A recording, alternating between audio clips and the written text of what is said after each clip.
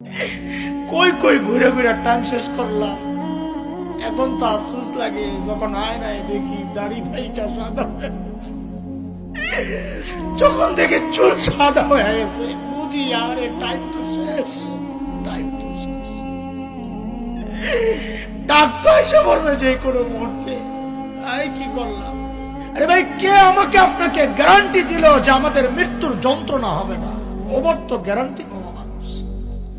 আমাকে আপনাকে কে গ্যারান্টি দিল যে আমাদের কবরে আযাব হবে না? আবু বকর তো গ্যারান্টি পাওয়া মানুষ। কে গ্যারান্টি দিল যে জান্নাত পাওয়া যাব? ওমর তো গ্যারান্টি পাওয়া মানুষ। ওমরও ফিল জান্নাত। কেন এত উদাসীন হয়ে গেলাম বলেন?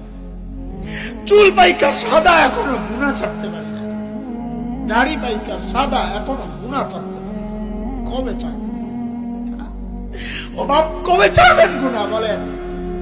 যুবক ভাই আমার, আয় কাছে আয়, তোর পাও গুলা দে, আমি একটু হাতটা রাইখা বইলা যাই। গুনাহ ছাড়।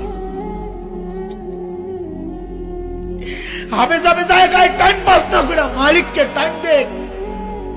তুই ভাবিস না বুড়া হবি, আমল করবি, ভালো হয়ে যাবি, সেই সুযোগ তুই পাবি।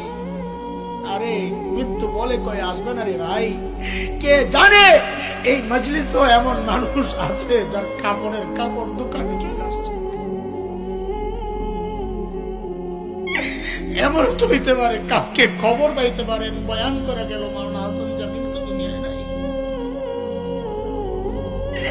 এমনও তো হইতে পারে।